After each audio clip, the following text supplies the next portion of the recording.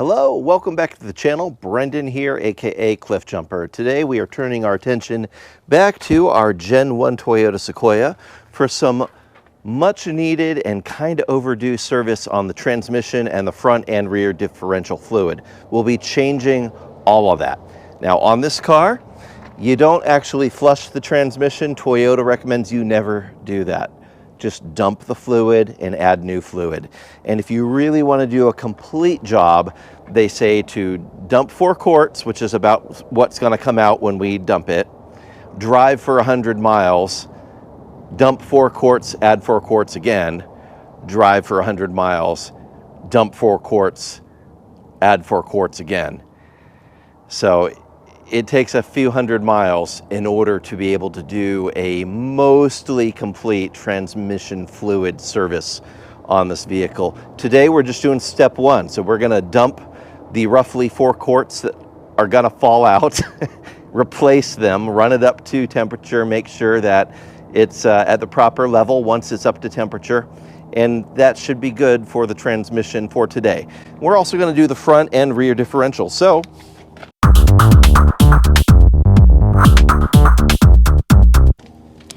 one thing at a time, we've got to remove the skid plate on the front in order to get to the front differential. Move it around to the side of the car. The transmission is accessible right there. That's where we're going to be removing the fluid. We're not dropping the pan. There's just a drain plug. We'll be removing that, replacing the gasket. And then back here, the pumpkin is conveniently, blocked by the spare tire, but it's right there, so we can crawl under the car and get to it. So it shouldn't be too bad. I'm anticipating maybe about 2 hours of work, because I'm going to let it drain for a while before I put in the new fluid. So about an hour of draining and then refilling, running it up to temperature and checking the fluid level, and we should be good. So let's get to it. Okay, so transmission drain.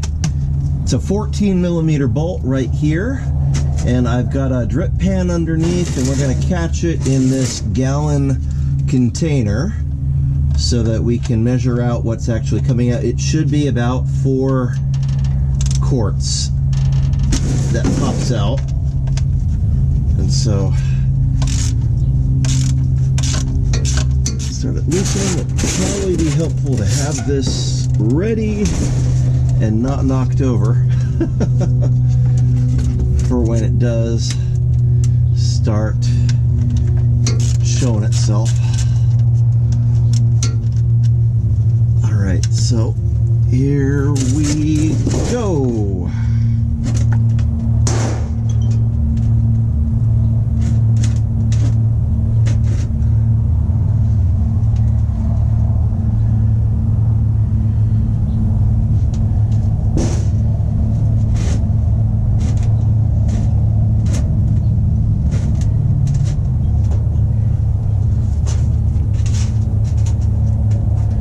Going to drain for a while, and of course we are going to replace the old gasket, which looks like this is not the right one. So I'm glad that we're doing this. The right one actually has a little ridge to it, and this is a completely flat washer, so the wrong one.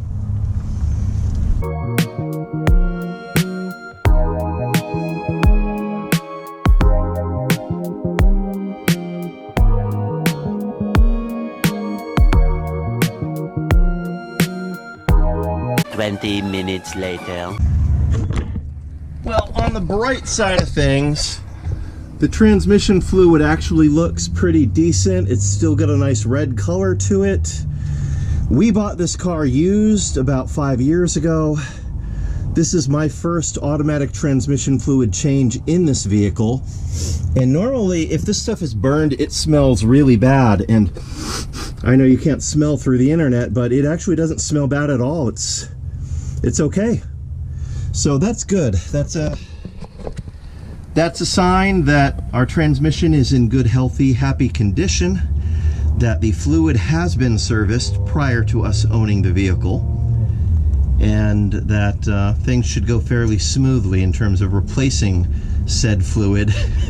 Of course, I'm not going to be able to measure what actually came out now because a lot of it is on the pan instead of in the container. Yeah. So it's just about done draining, but I wanted to show you. Here is the washer we took off the car. See, it's just like a flat washer. It does have a small ridge in it. This is the brand new washer, what it looks like. See how it's got this angled ridge? And actually, the more I look at it, maybe this was actually the correct washer, and this is what happens once you torque it down. It squishes outward, but this is the new one we're going to put in place with the drain plug, and then we can start adding fluid. Now to fill it up, over on the passenger side of the engine bay, there's a dipstick on the early Gen 1s. That is your fill pipe if you've got a dipstick. If not, there's a pain in the butt. I think it's 05 and up don't have the dipstick, and there's a different procedure for filling, and it's a pain in the neck, and I'm not going to go into that. But this, if you've got an early Gen 1, you can just take out the dipstick and fill right through that pipe. Now you only want to use ATF Type T4. This is Toyota OEM ATF. I'm not taking chances on my Toyota transmission. I'm going to use the right stuff rather than some aftermarket. Now, I know people use all sorts of synthetic stuff, but I am not going to take the chance with this wonderful vehicle that has already given us a couple 100,000 miles without any issues.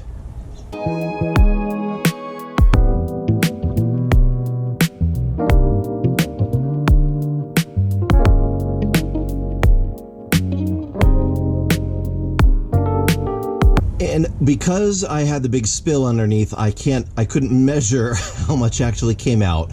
Normally about 4 quarts is what comes out. We're gonna go on that assumption. We're gonna add 4 quarts, then run it up to temperature, and then we'll measure it to see if it needs any more. It may need a little bit more. So we'll just take our time with this, add 4 quarts, and then run it up. But before we run it up to temperature, I don't want to be working under a hot exhaust. So we're going to deal with the differentials first before we continue with the transmission. And as a good practice, before we drain the differential, we want to make sure that the fill port will actually open. Sometimes they get stuck, and that would be a bad day for you to drain the fluid and then not be able to put any new stuff in. So yesterday I hit it with penetrating lubricant. Today we're gonna make sure it cracks loose, and it looks like we are okay there. Yeah, so that's cracked loose. Great. So then 24 millimeter socket, by the way, for that. Then under here we're gonna do the same thing. We're gonna have our drain ready. I'm gonna go get the drip pan under here as well so that I don't make a mess in the dirt if any splashes out. So let's do that. I'll be right back. 5 minutes later. Okay, drip pan established, and crack this sucker loose. All right.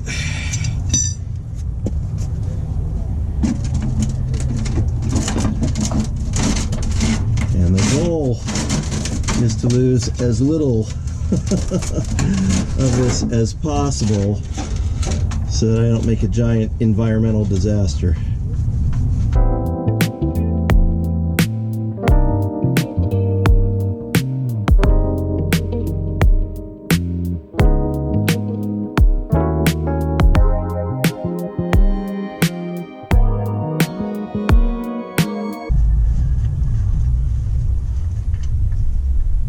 And of course, with both of these, we will be replacing the gaskets on the plugs. I'm going to let that drain for a while, and we'll come back, clean up our mess. Yeah, looks like right about 4 quarts, so we're good there. Now, the filler plug and the drain plug, are very similar, except that the drain plug has a magnet in it to catch all of the little grindy pieces of differential that will fall down there. So that's as good as it gets for a filter in your differential. The other doesn't have it, so that's how you tell the difference. And the brand new gaskets go with the curvy side up and the flat side toward the back of the mounting surface. That's how that works. Let's pop them back in, and they go to 36 foot-pounds.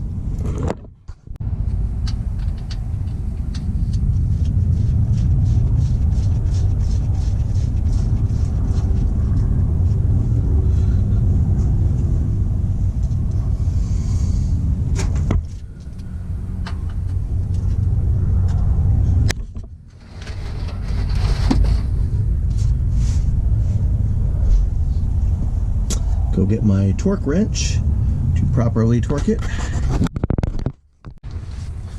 All right, let's see.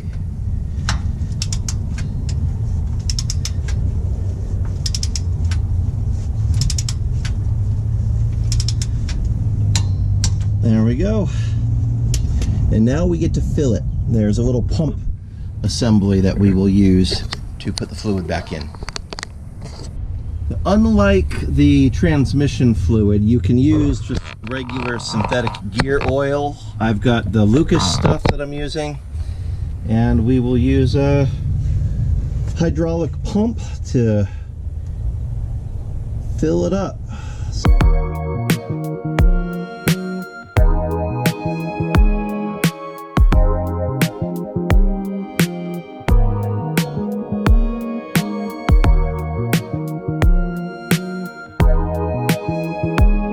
20 minutes later. Finally, finally got to the point where it's full and it's just starting to drip out of the fill hole. That is perfect. So that's where we want it. We will put our drain plug back in with a new gasket and tighten it to 36 foot-pounds, and this mischief is managed.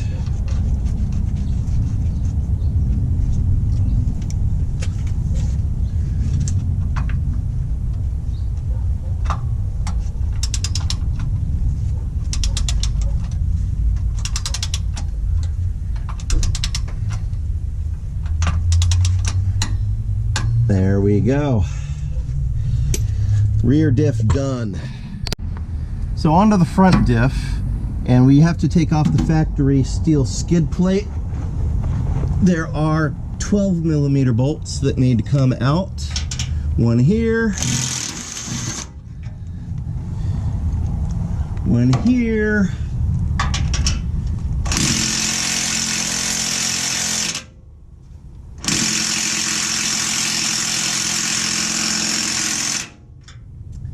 and this one doesn't want to come out, so I will have to get a regular wrench and convince it.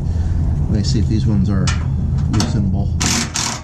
Yeah, we got the two in the front that they're fine. They're going to come out just fine. There we are. Careful to not let this thing fall into your face. So as I remove the last two, I'm supporting it.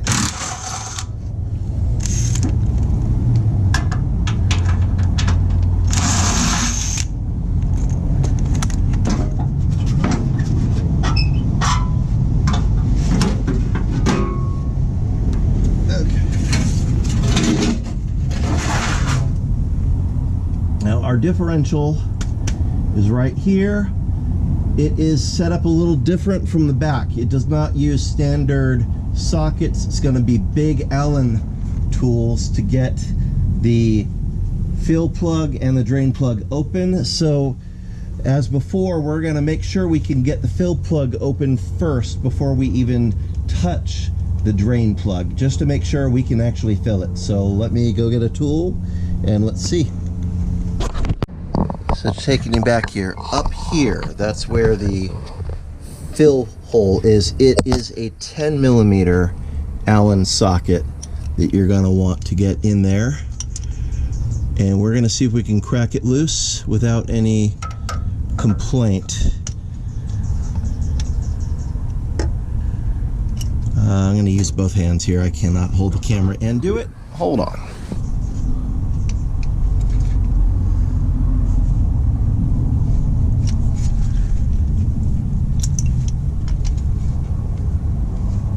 Okay, we got it seated.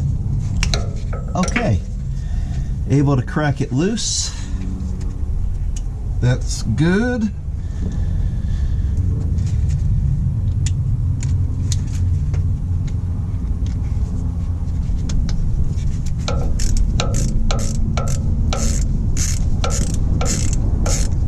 Okay, I'm not going to take it out all the way just yet. Let's see if our drain is also going to cooperate with us.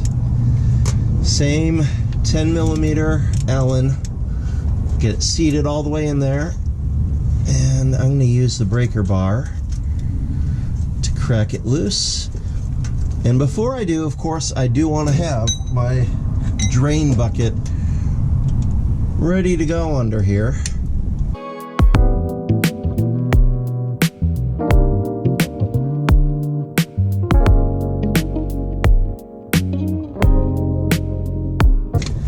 Okay, somebody definitely used Kung Fu Voodoo Monkey Death Grip on this. I'm gonna have to do an extra hammer in on that just to make sure I don't strip it while we're attempting. And I'm gonna see if I can spray in a little spray lube on it also. So here's where this one is at. It's on the other side of the diff. That's our suspect. That's what we want to come out.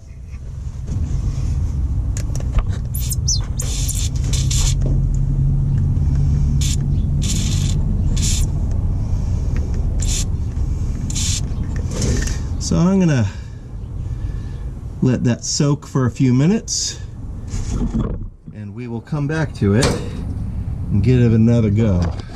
5 minutes later. Every 10-minute project is always one broken bolt away from being a nightmare that takes you 10 hours.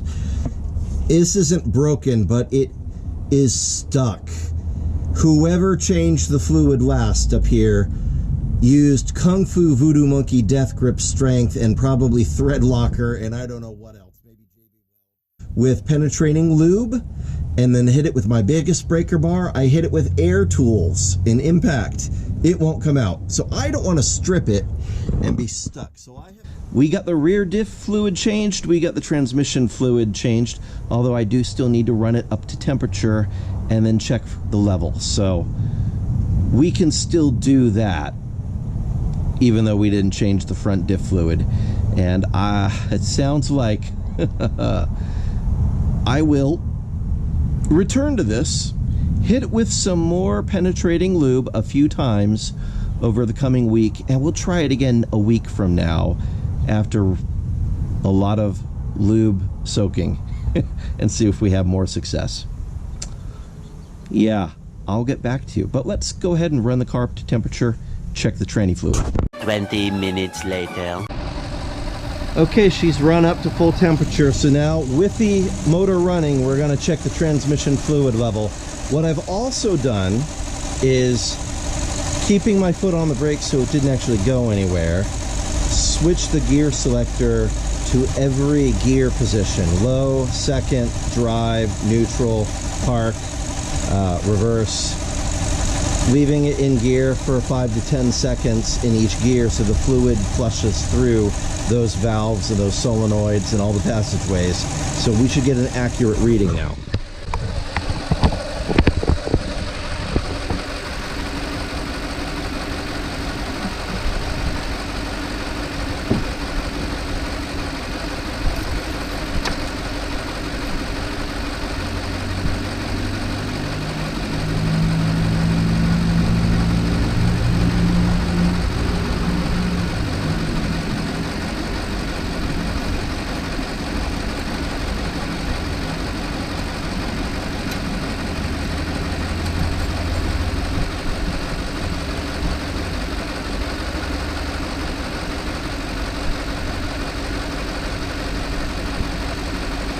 So it is showing full for the cold notches.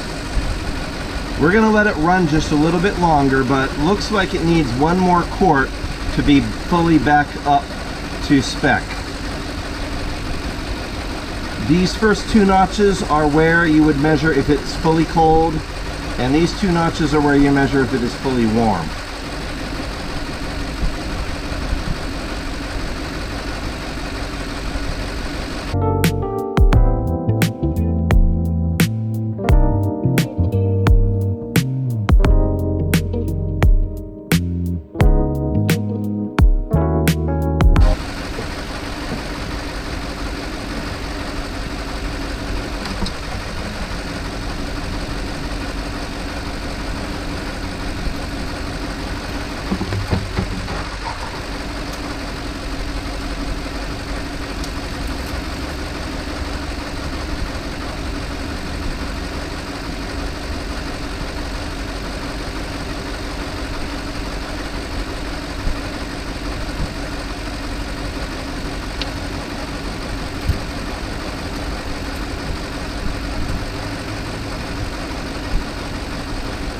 Okay, so now what's left to do is get her off of the ramps and take her for a test drive just to make sure that everything is spot on.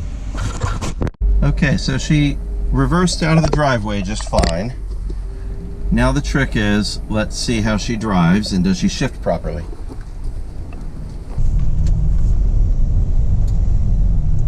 All right, one smooth shift. Another smooth shift. I think we're in decent shape.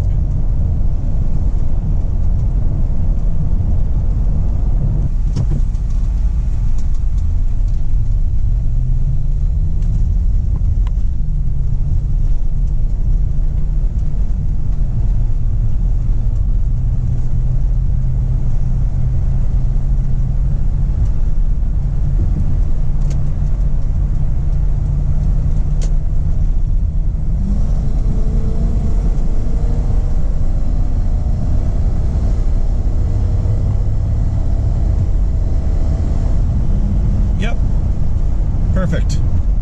All right, cool. Mischief managed.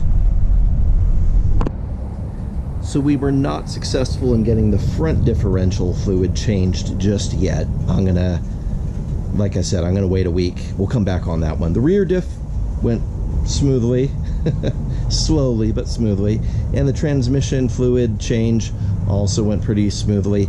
So again, we're gonna drive it 100 miles. We're gonna dump the fluid. We're gonna add 4 more quarts. We're gonna do this a couple more times just to get a complete changeover as much as we can of the old fluid for the new fluid. But the old fluid looked pretty good, so I'm not overly concerned about the condition. It's shifting smoothly. It's driving great. You know, old transmissions on old Toyotas can be iffy, but this one's doing okay. Knock on carbon fiber. Anyway, thanks for tuning in. Please hit like and subscribe. Maybe if this helped you out, and if not, hopefully it entertained you a little bit. God bless you. See you next time. Bye-bye. And on that terrible disappointment, it's time to say goodbye. We'll be back.